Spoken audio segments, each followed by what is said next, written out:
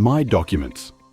The My Documents page allows clients to upload, manage, and organize important traffic management documents in one central location.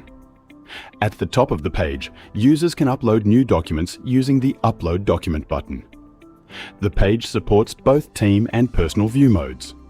Team View displays company-wide documents, while Personal View only shows documents uploaded by the current user.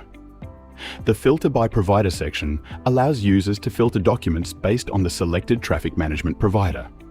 Users can also organize documents by categories such as TMPs and permits. A search bar is available to quickly find documents by name or keyword. Each document is displayed in a document card showing the document title, file type, provider, notes, file size, and upload date. Users can view, download, or delete documents directly from the card.